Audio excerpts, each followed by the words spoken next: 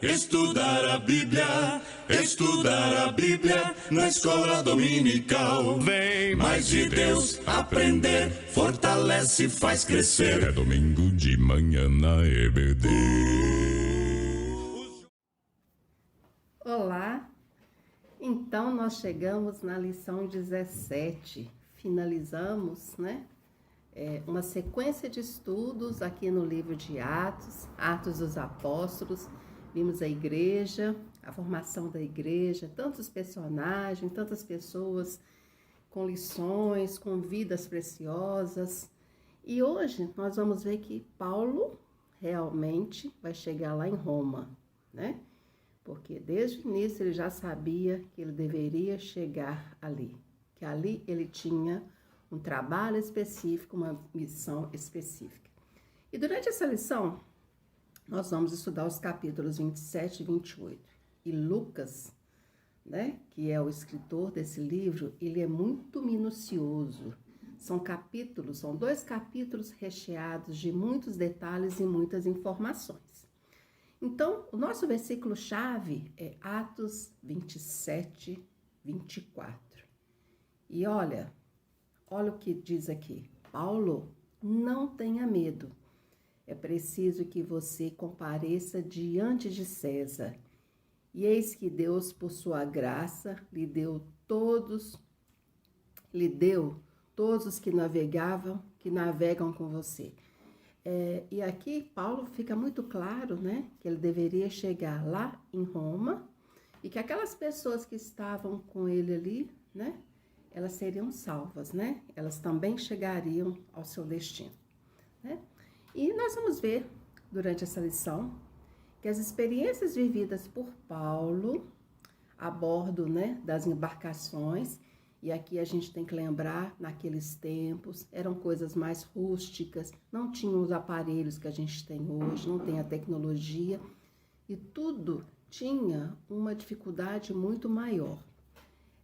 E podemos estar certo que, apesar disso, Paulo estava no centro da vontade de Deus e que a soberania de Deus seria exercida, Que Deus é soberano, Deus sabe todas as coisas e Deus tinha um propósito para a vida desse apóstolo.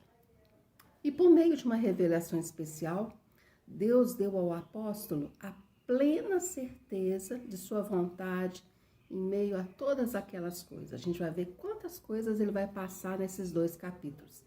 Atos 23, 11 diz o seguinte: na noite seguinte o Senhor, pondo-se ao lado de Paulo, disse a ele: pois assim como você deu testemunho a meu respeito em Jerusalém, é necessário que também você vá a Roma. Então isso estava muito claro na cabeça de Paulo, Que o destino dele seria Roma. Os diversos meios pelos que Paulo chegou ao seu destino foram muito turbulentos. A gente vai ver que foram várias dificuldades, várias situações adversas, contrárias, mas mesmo assim a gente observa a proteção, o cuidado, o carinho, o colo de Deus. E aí vamos, voltar numa passagem que é conhecida da gente, Creio que você também conhece, que está lá em Isaías 43, versículos 2 e 3. E diz o seguinte: quando você passar pelas águas, eu estarei com você. Porque eu sou o Senhor teu Deus, o Santo de Israel, o seu Salvador. Então, apesar de todas as dificuldades, de todas as tribulações, essa é a nossa certeza, que Deus está sempre conosco. Então, vamos começar? A gente vai ver que a nossa lição hoje, são várias situações, várias etapas, É Paulo chegando em diversos lugares, Paulo e aquela tripulação passando por diversos obstáculos. Então, vamos ver, de Cesareia, onde ele estava preso, até Creta. Paulo ficou preso lá em Cesareia e a gente lembra, que ele mesmo fez a sua defesa. Ele era bom orador e ele fez a sua defesa perante aquelas três pessoas que nós vimos: Félix, Festo e o Agripa. E Lucas, né, ele narra a essa viagem e ele mostra aqui, né, toda a providência divina, né? Lucas, ele tem um detalhe de revelar, né, de contar, né, situações, fatos, e aí a gente vai vendo como é que as coisas se passaram. É interessante como esse livro é como se fosse um livro de história mesmo, né? São vários e vários fatos. Os tripulantes e os passageiros daqueles navios, né? A Bíblia revela lá em Atos, né, que estavam nesse navio 276 pessoas, um grupo considerável. E que, como era um grupo grande, né, eles tiveram que ser divididos em três navios até Roma. E aí nós vamos ver Paulo, Lucas, o seu companheiro, e Aristarco. Esse era um crente macedônico, né, de Macedônia, de Tessalônica. Paulo, né, vai se revelar durante essa viagem toda uma pessoa prática e sábia. E ele é bem consciente da vontade de Deus. É claro que muitas vezes as interferências, as falas de Paulo não foram bem recebidas, né? Mas ele era uma pessoa, era um líder nato. E se as pessoas tivessem escutado as palavras de Paulo, muitas situações teriam sido evitadas. E aí a gente pensa, né? Quantas vezes a gente deixa de ouvir algumas pessoas falando algumas coisas pra gente, né? E a gente não dá muita atenção. E depois a gente fica, né, pensando, se eu tivesse escutado aquilo, né? Aqueles passageiros, aqueles tripulantes lá, no final deviam ter pensado um pouco nisso, né? Se a gente tivesse escutado Paulo, a gente não teria passado por tantas situações. Aristarco, né, que é esse personagem que eu tô falando para vocês, ele foi companheiro de viagens missionárias, né? Foi companheiro de Paulo. E ele foi até Roma. Ele chega lá em Roma com Paulo. E aqui nós vamos ver outras pessoas nessa grande travessia de Paulo.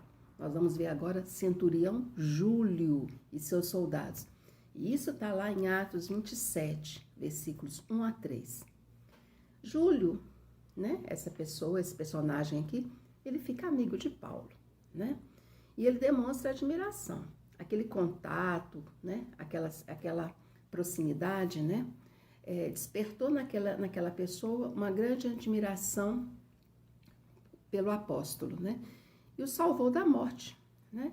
Quando os soldados sugeriram que os presos deveriam ser mortos para que eles não fugissem. Então, Júlio fez toda uma proteção aqui em relação ao apóstolo. E os marinheiros, né, aquela grande tripulação, os marinheiros, eles eram, né, pessoas especializadas ali. E muitas vezes eles não aceitaram as palavras de Paulo. Quem é esse? Quem é esse que está falando aqui para a gente?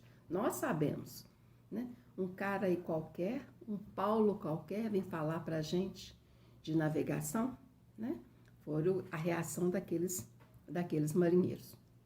Então vamos ver as dificuldades da primeira etapa dessa grande viagem de Paulo. Está lá em Atos 27, 3. A primeira parada foi em Sidom, onde o centurião permitiu que Paulo tivesse contato com seus amigos e recebesse assistência. A gente tem que pensar aqui que Paulo já era um homem, né, com idade mais avançada, que inspirava cuidados e atenção. A partir de Chipre, aconteceram grandes dificuldades. E aí a gente vai ver quais foram os obstáculos que enfrentados por esse grande grupo. A gente vai ver que nessa região o barco velejou contra ventos fortes, né? Contra tempestades. E aí teve uma mudança de navio, né? Atos 27, versículos 6 e 7. Em Mirra, eles pegaram um navio de Alexandria e os historiadores, né? Pelo contexto da época, provavelmente esse navio estava carregado de trigo. E aqui nesse momento, vamos parar e vamos ver Salmos 77, versículo 1, que está muito encaixado na nossa lição, está muito de acordo com a nossa lição. E lá diz o seguinte: clamei a Deus com a minha voz, e Deus inclinou para mim os seus ouvidos, né? Com certeza, durante toda essa viagem, durante todo esse percurso, Paulo e seus companheiros clamaram muito a Deus, né? Diante de todas aquelas adversidades, aqueles obstáculos que estavam aparecendo ali. E aí nós vamos ver agora a liderança de Paulo, né? Lá em Atos 27, versículos 9 a 12, mostra aqui, Lucas relata que ele tinha uma grande influência ali nos seus companheiros, né? E ele teve uma visão profética, e apesar dele ter falado, né, ele não ficou ressentido ou magoado porque as pessoas não acreditaram muito nele, né? Não deram muita atenção para o que o Paulo estava falando. Agora, de Creta, nós vamos para Itália. É uma viagem, né, que foi feita em etapas. E aqui a gente vê o seguinte: as turbulências da viagem continuaram, né? Cada vez mais obstáculos, tempestades, e a bordo, né, aqueles homens lutavam, jejuavam e tinham náuseas. Imagina uma viagem de um grande percurso, o incômodo que devia ser, o desconforto, né, levando em consideração aquela época. E a situação era cada vez pior, né? E até a ilha de Malta, onde o navio, aqui, ele despedaçou. E aí a gente vê uma tempestade no mar. Foi nessa tormenta que os passageiros sentiram toda a fúria de um tufão que fala lá em Atos, Euroaquilão. Atos 27:15 diz então que esse navio foi arrastado com grande violência e ele não pôde resistir ao vento. E as pessoas, né, ficaram ali jogados, né? Ficaram, eu imagino que nessa situação aqui, totalmente desesperados. Os recursos humanos, né, eles não foram suficientes. E eles começaram a ficar desesperançados. Atos 27:20, lá diz o seguinte: e não aparecendo, havia já alguns dias, nem sol nem estrelas, caindo sobre nós grande tempestade, dissipou-se afinal toda a esperança de salvamento. Imagina como é que eles deviam estar se sentindo ali, né? Sem sol, sem estrelas, totalmente à deriva, né? Mas e a esperança foi acabando, aquela luzinha foi apagando. E aí a gente vê a primeira intervenção de Paulo, lá em Atos 27, versículos 21 a 22. Paulo foi firme, ele tem uma palavra firme para aqueles corações ali que já estavam, né, se sentindo sem esperança, que tinham chegado ao fim da vida deles. E Paulo, aqui, ele fala que nós vamos escapar da morte. Apesar de tudo isso que está acontecendo, há uma salvação para nós. E aquilo que Paulo diz foi uma esperança, né? As pessoas ficaram mais animadas e a partir daí eles receberam coragem para agir e continuaram a orar. Nós vamos ver agora a segunda intervenção de Paulo, né? A gente vê agora aqui a liderança de Paulo, lá em Atos 27, versículos 30 a 32. Essa intervenção aqui foi para que as vidas fossem poupadas, né? Para que realmente todos chegassem salvos. Tem uma terceira intervenção de Paulo, né? Que Atos 27, versículos 33 a 38, fala que Paulo, nesse momento, fala: olha, nós precisamos ficar fortes, né? Nós precisamos recobrar o nosso ânimo. Nós vamos alimentar, né? Nós vamos comer o pão. Paulo, então, chamou todo o grupo, orou, agradeceu a Deus e começou a comer, né? Ou seja, não era só falar para eles terem ânimo. Ele teve uma atitude. Não, nós vamos realmente ser salvos dessa situação, mas a gente precisa agir. Vamos comer para a gente poder tomar as atitudes necessárias.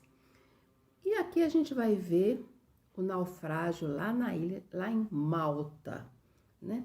Esse navio então foi destroçado pela violência do mar.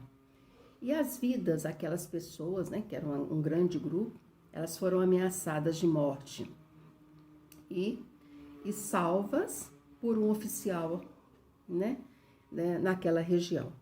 Os habitantes da ilha, bárbaros, porque eles não falavam o grego, trataram, né, aquelas pessoas que chegaram ali com humanidade. Eles foram bem acolhidos.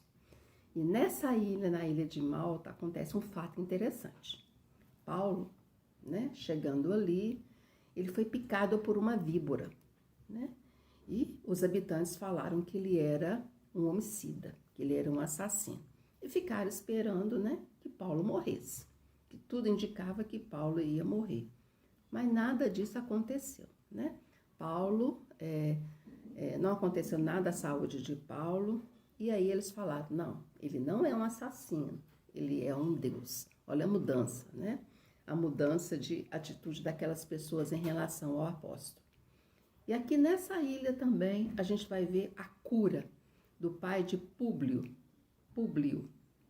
que era um homem que tinha uma liderança naquela ilha e que recebeu bem o apóstolo Paulo. E agora nós vamos chegar em Roma. Lembrem-se que desde o início este era o objetivo, este era o foco da vida de Paulo. Chegar até Roma e ter uma atitude prática ali, ou seja, de falar, de testemunhar. 3 meses passaram lá naquela ilha. Pensa, eles ficaram um tempo considerável lá na ilha de Malta. E a viagem depois prosseguiu no 3º navio em que eles embarcaram. Então a gente observa que desde o início até a chegada a Roma, eles passaram por várias embarcações, né? E aí em Roma, quando Paulo chega em Roma, ele teve uma acolhida. Pessoas, irmãos o acolheram. E aquilo deixou o coração de Paulo mais animado. E ele ficou, né? É claro, né? Quando uma pessoa chega, depois de todas aquelas tribulações, depois de todos aqueles obstáculos, de passar por tudo aquilo, ser bem acolhido, bem recebido, bem tratado, é claro que a pessoa fica bem melhor, né? E aqui a gente observa o testemunho de Paulo para os judeus, né? Esse era o objetivo dele, de falar aos judeus, de falar da questão do Messias. No entanto, nem todos o aceitaram, né? Mais uma vez, foi rejeitada a palavra do apóstolo, mas o seu testemunho foi até a sua morte. Até a sua morte, ele falou, ele deixou bem claro qual que era o fio condutor da vida dele, para que ele tinha sido chamado. E Filipenses 1:12, a gente vai ver que Paulo chega ao final da sua vida, da sua carreira, com uma plena convicção do que ele tinha concluído, que ele tinha feito o seu trabalho, que ele tinha concluído, né, a sua obra. E lá diz o seguinte, Filipenses 1:12, quero ainda, irmãos, que saibam que as coisas que me aconteceram têm até contribuído para o progresso do Evangelho. Olha que interessante. Paulo, durante a sua jornada, durante a sua caminhada, ele passou por inúmeras tribulações. Mas em cada uma ele sabia, primeiro, do cuidado, da proteção divina, do aconchego. E segundo, que aquilo era só mais uma forma de estar empurrando ele para frente, de colocando ele em direção a Roma, onde ele deveria chegar, testemunhar e falar do Evangelho para todas aquelas pessoas. E foi por isso também que o Evangelho chegou até nós, né? Se hoje estamos aqui, é porque essas pessoas, esses crentes primitivos, eles tiveram uma atitude em meio a tantas adversidades. Eles falaram e não temer. E no nosso momento musical, eu gostaria que a gente cantasse, você cantasse aí na sua casa, um hino do cantor cristão, né? Que fala das vitórias nas lutas, né?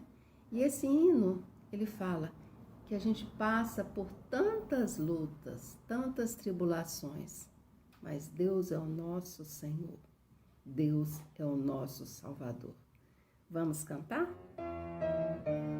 Vamos, irmãos, cantar nosso Senhor, louvar e exaltar. Temos por lutas passados, umas terríveis cruéis, mas o Senhor tem livrado delas seus servos fiéis.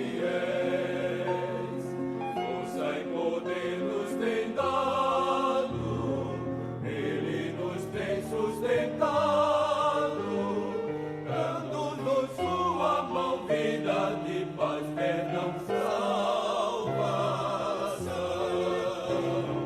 Se Deus é por nós, Deus nos vencerá lá nos altos, ao poder real. Se Deus nos guardará, defender-nos-á, livrará do mal. Vamos, irmãos, cantar nosso Senhor, louvar e exaltar.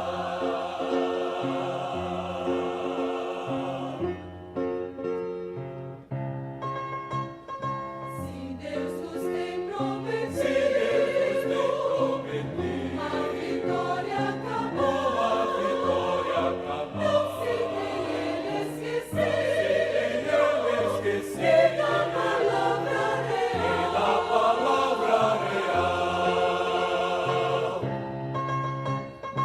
Ele nos tem protegido, tudo nos tem garantido.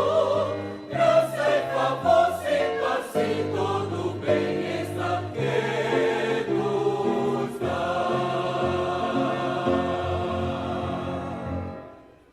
Se Deus é por nós, quem nos vencerá? Dá-nos a poder real. Deus nos guardará, defender-nos-á, livrará do mal.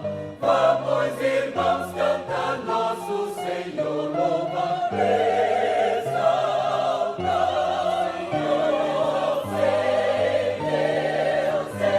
Deus é por nós, Deus nos vencerá, dá-nos asas, poder real.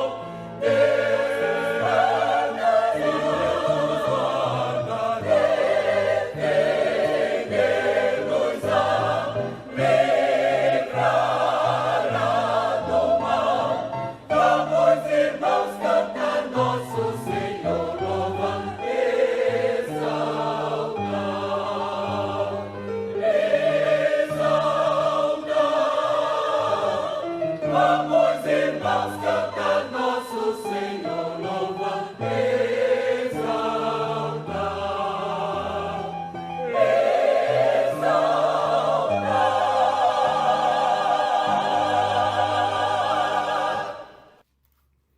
Bem, e no nosso momento de oração, no nosso momento de intercessão, vamos agradecer a Deus. Agradecer a Deus porque, inclusive, tivemos a oportunidade de fazer o estudo desse livro, de aprender um pouco mais, né? Porque a cada dia a gente tem que aprender um pouquinho mais. Agradecer pela nossa vida e por tantas bênçãos que temos recebido, né? Com certeza nós temos bênçãos para contar. Vamos clamar pelo nosso país, vamos clamar pelo nosso Brasil, pelos nossos líderes, pelo nosso presidente e por todas as pessoas, do executivo, do legislativo e do judiciário. Nós temos que clamar pelos nossos líderes. Vamos orar pelos nossos missionários. Missionários da nossa igreja, nós temos 3 famílias missionárias. Uma família em Paracatu, Daniel e a Magda. Nós temos a Isabel e o Tiago, lá em São Paulo. E nós temos a Ana Paula e a família lá em Manaus. Vamos interceder sempre por esses missionários. E nós estamos em plena campanha de missões. Nós vamos clamar pelas nossas famílias, né? Família é um projeto de Deus. Nós temos, com certeza, muitas adversidades, mas vamos vamos sempre clamar, vamos sempre levar a nossa voz a Deus pelas situações do nosso cotidiano, pelos nossos queridos, pelas pessoas da nossa família que ainda não tiveram oportunidade de abrir seu coração realmente para Deus, de ter um processo de conversão. Vamos interceder por isso, principalmente pelos nossos familiares que ainda não se decidiram, não tomaram uma posição em relação a Deus.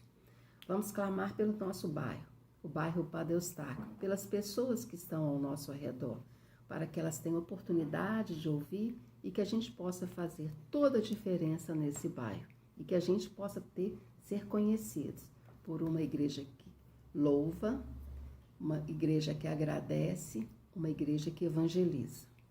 Vamos orar pelo pastor Valquimar e pela família, né? Essa família que tem feito toda a diferença entre nós, uma família muito querida, muito preciosa. Vamos clamar pelo nosso pastor, para que Deus dê a ele sabedoria, cuide da sua saúde, né? E que ele tenha sempre pessoas ao seu redor para ajudá-lo nessa grande missão.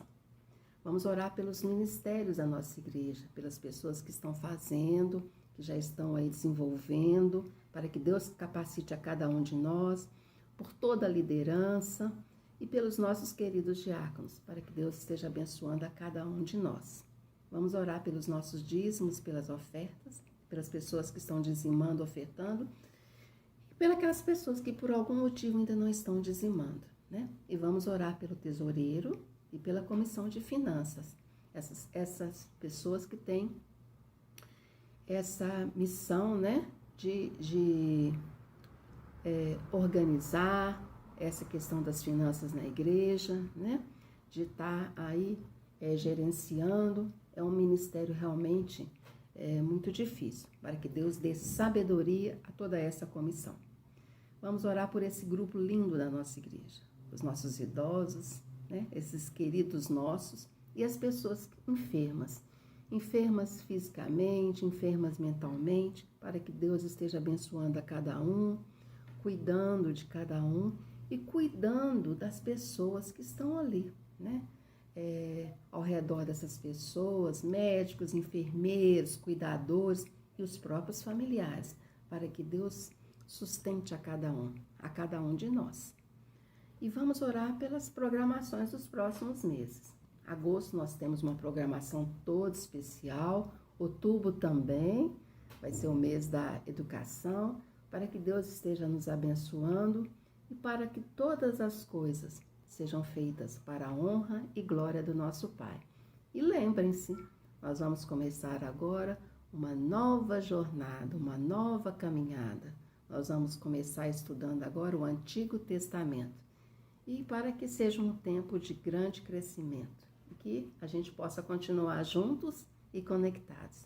Tenham todos uma boa semana e até breve.